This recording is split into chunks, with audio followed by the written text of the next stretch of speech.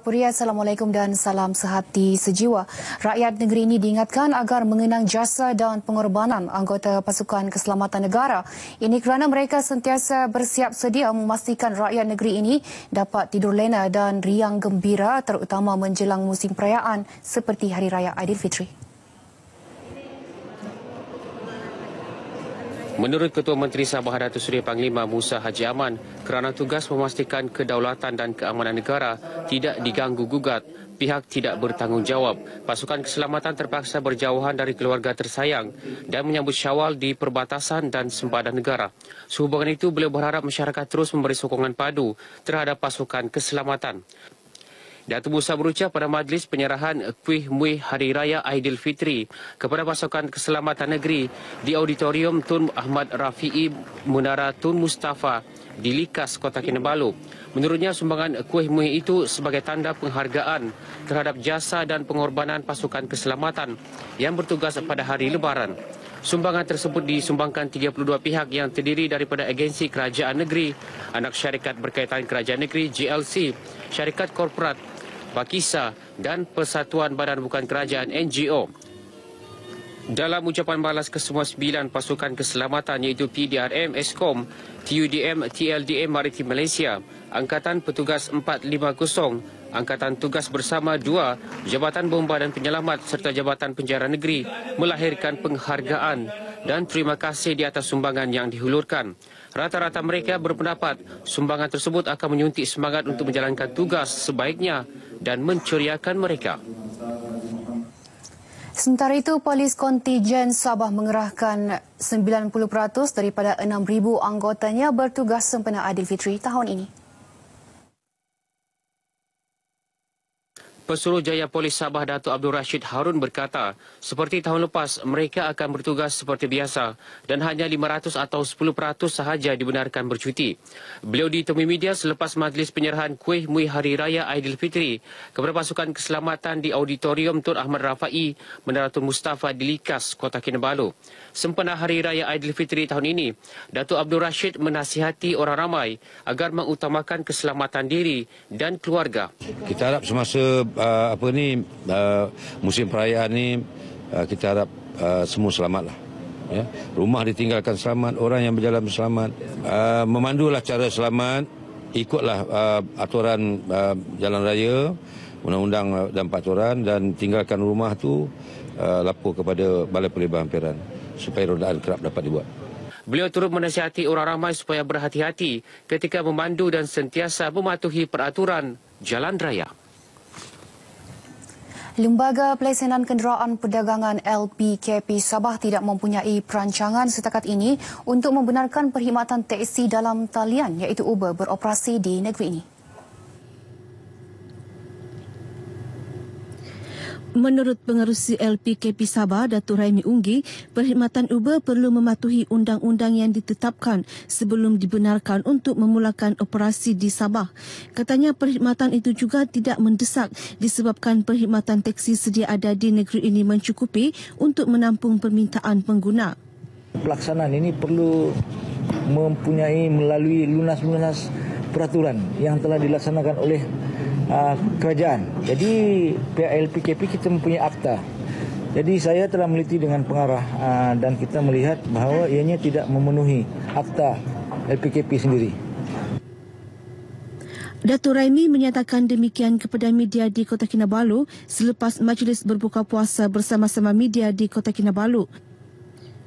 Mengulas perjumpaan LPKP dengan Persatuan Pengusaha Teksi di negeri ini, Datuk Raimi berkata mereka mahu Kementerian Komunikasi dan Multimedia menutup sementara penggunaan aplikasi perkhidmatan Uber sehingga kerajaan selesai mengkaji secara terperinci dan membuat keputusan muktamad berkaitan perkhidmatan berkenaan. Program subsidi ujian memogram yang dilaksanakan Kementerian Pembangunan Wanita, Keluarga dan Masyarakat KPWKM melalui Lembaga Penduduk dan Pembangunan Keluarga Negara LPPKN akan diambil alih oleh Kementerian Kesihatan bermula Ogos ini. Ini kerana peruntukan yang disediakan KPWKM untuk program berkenaan hanya mampu bertahan sehingga tempoh tersebut. Menurut Timbalan Menteri Pembangunan Wanita, Keluarga dan Masyarakat, Datuk Hajah Azizah Muhammad Dun, lebih 50,000 wanita di seluruh negara telah menerima manfaat daripada program itu. Ramailah wanita yang telah mendapat manfaat daripada subsidi mamogram ni. Walaupun ada juga yang takut itu. Sebab banyak saya dapat maklumat dia takut kerana sakit lah dan sebagainya. Tapi akhirnya mereka tahu bahawa dia punya kebaikan tu mengatasi yang sakit sedikit itu apabila dibuat pemeriksaan mamogram tu. Beliau berkata demikian ketika menjawab soalan pemberita mengenai pemberhentian program subsidi ujian mamogram pada Ogos ini. Datuk Azizah ditemui pemberita selepas program Ihya Ramadan di SMK Beaufort 2, Beaufort. Jelas Datuk Azizah, ujian percuma itu terbuka kepada golongan wanita berpendapatan isi rumah tidak melebihi RM10,000. Bagi wanita berpendapatan isi rumah melebihi RM10,000, subsidi sebanyak RM50 diberikan bagi setiap ujian mamogram yang dilakukan. Sejak dilaksana pada 2010, tahap kesedaran masyarakat mengenai kanser payudara semakin meningkat dan lebih ramai wanita tampil membuat ujian berkenaan. Sementara itu, mengenai program Ihya Ramadan, Datuk Azizah berkata acara tahunan itu diadakan bagi memberi semangat kepada para pelajar yang bakal menghadapi peperiksaan pentaksiran tingkatan 3, PT3, Sijil Pelajaran Malaysia SPM dan Sijil Tinggi Persekolahan Malaysia STPM tahun ini. Berucap sempena program tersebut di SMK Beaufort 2, Datuk Azizah yang juga ahli Parlimen Beaufort berharap para pelajar akan memberi tumpuan seimbang khususnya dalam aspek akademik dan rohani sepanjang sesi persekolahan. Beliau mengingatkan para pelajar supaya belajar bersungguh-sungguh demi mengharumkan nama sekolah tapi tidak melupai aspek agama. Terdahulu beliau mengagihkan sebanyak 300 bungkusan juadah berbuka puasa kepada pengguna jalan raya sempena program Dapur Ramadan Parlimen Beaufort di Kampung Limbawang, Beaufort. Juadah kurma dan lauk ayam masak kicap itu disediakan para peserta skim permulaan usahawan Bumi Putra, Superb, ahli komuniti Perwani dan Pusat Khidmat Ahli Parlimen Beaufort. Program berkenaan yang juga dikenali sebagai Road Kitchen antara pengisian Pusat Khidmat Ahli Parlimen Beaufort sepanjang bulan Ramadan bagi mendekati masyarakat di kawasan setempat. Sempena bulan Ramadan, pelbagai pihak terus mengadakan majlis berbuka puasa di negeri ini. Tidak ketinggalan Pejabat Setiausaha Kerajaan Persekutuan Sabah mengadakan program tersebut di Dataran Plaza Kompleks Pentadbiran Kerajaan Persekutuan Sabah KPKPS di Kota Kinabalu. Majlis yang dibuat secara langit terbuka berkonsepkan piknik dan ala-ala kampung dikenali bah ramai-ramai kita sungkai di KPKPS ini dihadiri Setiausaha Persekutuan Sabah, Datuk Borhan Dollah serta ketua-ketua jabatan dan badan berkanun di Sabah.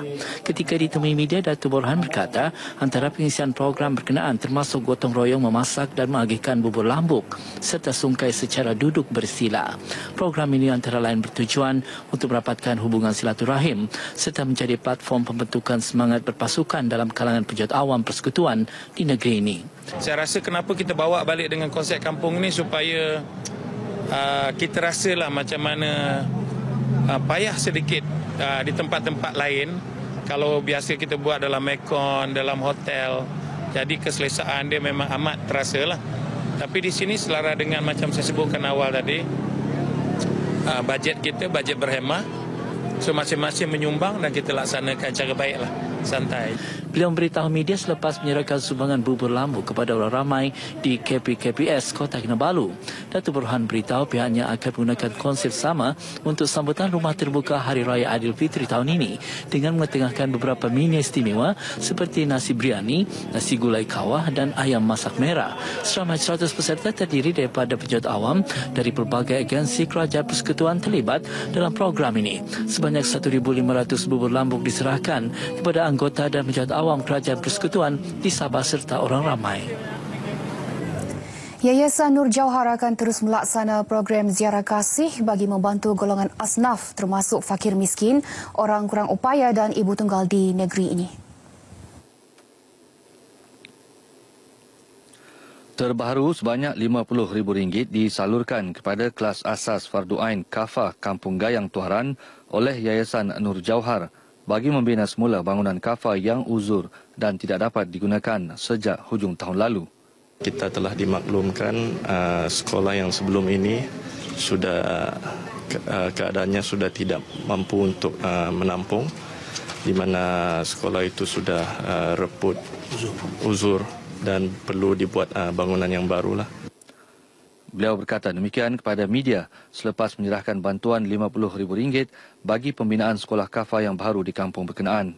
Memang sangat-sangat gembira, bukan saja saya gembira tetapi seluruh masyarakat Kampung Gayang ini sangat gembira kerana bukan mudah untuk kita mendirikan kelas kafah yang baru. Program diteruskan lagi dengan menyerahkan sumbangan kepada golongan asnaf di Kampung Melalin sebelum rombongan meneruskan perjalanan ke beberapa buah kampung di sekitar Manggatal, Inanam dan Kinarut. Seramai 8 golongan asnaf menerima bantuan berupa wang tunai sebanyak RM500 dan barangan keperluan dapur. Sejak ditubuhkan pada tahun 2012, Yayasan Nur Jauhar telah mengagihkan sumbangan kepada 900 individu termasuk badan kebajikan sekitar Kota Kinabalu, Pitas, Kota Marudu, Sandakan dan Tawau. Regina NG dari Penampang muncul penyimpan bertuah cabutan tempatan sijil premium SSP bulan Mei 2016 bagi negeri Sabah. Beliau membawa pulang sebuah perdua azia yang disampaikan Pengarah Perniagaan Negeri Bank Simpanan Nasional BSN Sabah Hamdan Husin di Perkarangan Cawangan Utama BSN Kota Kinabalu. Menurut kenyataan BSN, mulai bulan ini BSN menawarkan ganjaran terbaru untuk produk simpanannya iaitu RM7 juta, 7 jutawan 7 bulan bagi sijil simpanan premium BSN SSP. Produk itu menawarkan RM1 juta sebagai ganjaran cabutan istimewa pada setiap bulan selama 7 bulan bermula 1 Jun hingga akhir tahun ini. BSN SSP ini merupakan satu-satunya produk simpanan yang unik dan tersendiri dalam kalangan produk simpanan yang ditawarkan di pasaran dengan simpanan minimum RM3,000. Ganjaran terbaru BSN turut memperkenalkan cabutan remaja khas yang menawarkan ganjaran RM10,000 serta ganjaran lain seperti peralatan elektronik. Terdahulu, Majlis Pelancaran Cabutan Istimewa BSN RM7 juta, 7 jutawan 7 bulan disempurnakan Timbalan Pengarah Perbendaharaan Negeri Sabah, Jackson Taguar. Seterusnya kita ikuti acara yang berlaku di Sabah dalam diary hari ini.